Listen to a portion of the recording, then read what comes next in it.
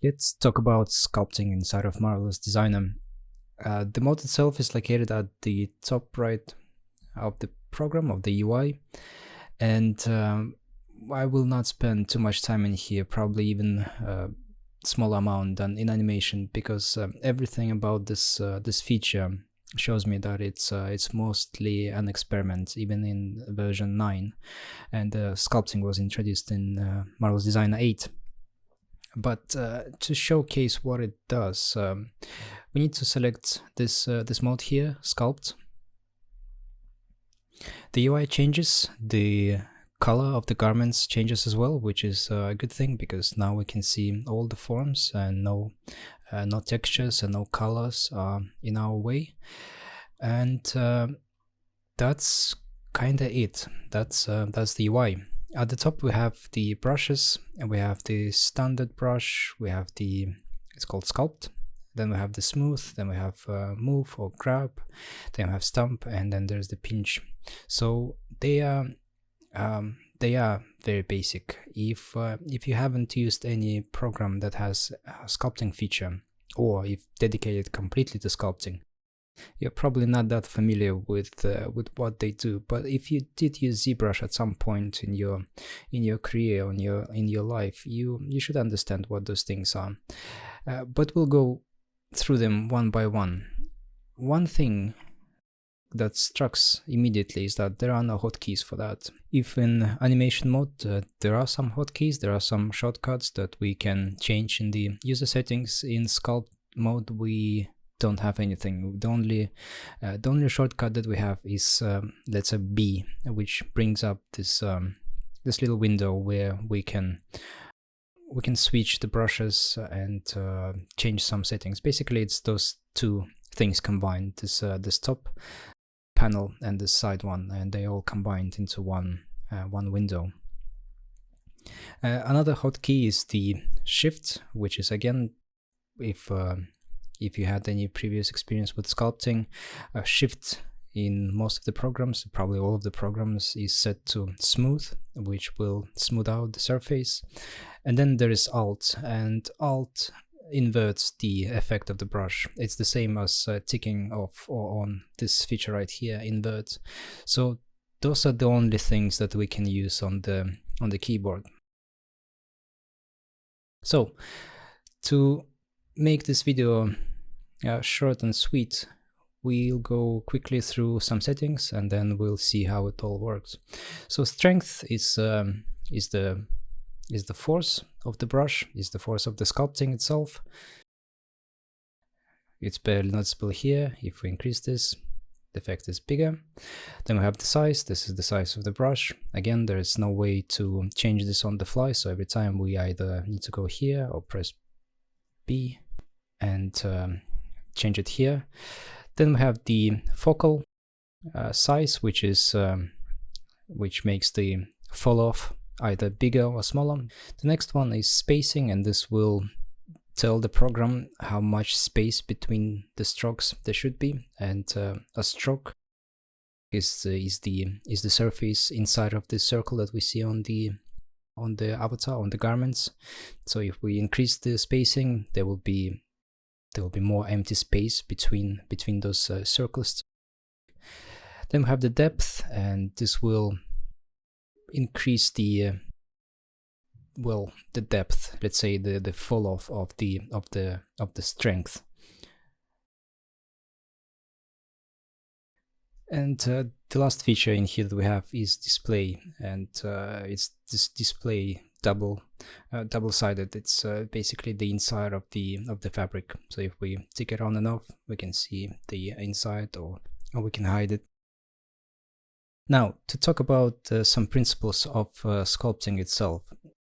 The way it works in every single program that is out there, it all depends on the amount of polygons that we have. Sculpting is nothing other than moving vertices on the surface, and that's it. There's nothing magical. There is no extra process taking place. That's all there is. It's just moving of the vertices. what that means is that if the surface doesn't have enough polygons, doesn't have enough surfaces, we won't be able to see the details that we want to put. And to demonstrate this, I'm going to use the stump brush, and in here we have another option which is called image. The stump is just a it's just a stump. It just takes an alpha black and white image, and it will stamp this on the surface. Everything that is white will try to get out, and everything that is black will pull the surface in. And we have some options in here, some default wrinkles that the Marvelous Designer comes with, and then we have William Defoe, and Marvelous doesn't come with William. This is something that I've just loaded to demonstrate this feature. So if we select a stamp and we try to put it on the surface, and please bear with me because sculpting using the stump is quite a nightmare. It just it takes a while to wrap my head around this process, because it's almost the opposite from every other program that is out there. So if you enjoy this content or find it useful, please consider supporting me by buying me a cup of coffee via the link in the description. Put a stamp like that, we can see that it's just a mess. It's William, but he's not looking well. He's a bit sick. So to fix that, we can go back to simulation, and as we can see, the effect takes place, everything that we've sculpted.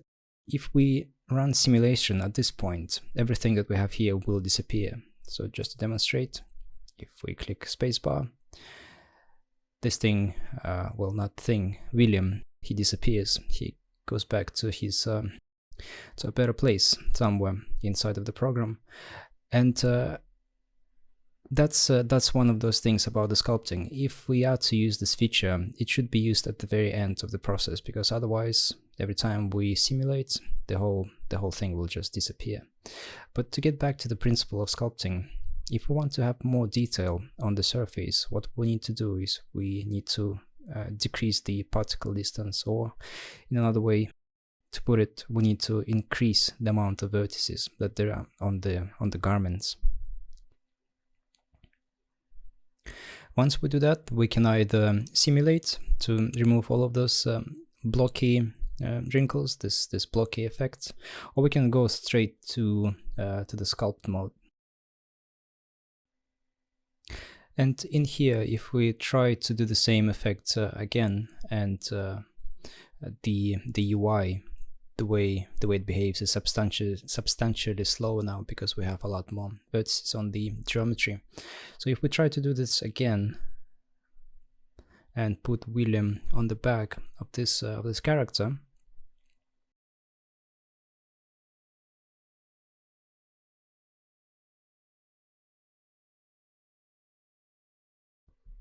we can see that he's William Defoe. That's true, but that's just to illustrate how the sculpting works, not just inside of Marvelous Designer, but in general. This is the principle. So if we are to use this feature, we need to make sure that we have enough geometry to use those brushes, the stump, the pinch, or the standard sculpting brush. At this point, as I mentioned at the beginning of the video, it does look like this feature was simply put in here as something to try out. Nothing in here, nothing about the UI, nothing about the fact that there are no hotkeys and there's no way to modify it, tells me that this is something that should be taking, I don't want to say in a serious way, but this is definitely the most basic sculpting tool that you can probably find on the market at this moment. So if for some reason you do want to have some sculpting done on your characters, perhaps you want to smooth out some of the things by pressing the shift key, or going into the up here and changing the brush to smooth, So if you are not if you're not using any other applications outside of Marvelous Designer, and perhaps you're here just for look dev purposes, you want your character to go straight from Marvelous to another application, or straight to the to Photoshop or some other tool, perhaps those things are quite nice. They can definitely smooth out, at least in some cases they can be helpful. For example, in here the smooth brush actually works pretty well, but in terms of doing some kind of proper sculpting, this is something to be cautious of. This is not a sculpting program, just like it's not an animation program. This is just something to help out in those rare cases where we do need some external tools and we don't have access to them outside of Marvelous Designer.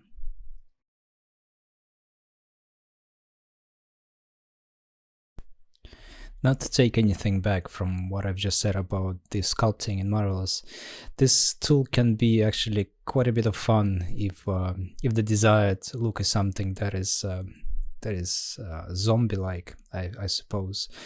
So what I've just did here is I used William, but I inverted him, or I used the Alt key, and I simply placed the stamp on the surface of the garments, and this creates quite an interesting look. It definitely a fun tool to see all of these things happen in real time.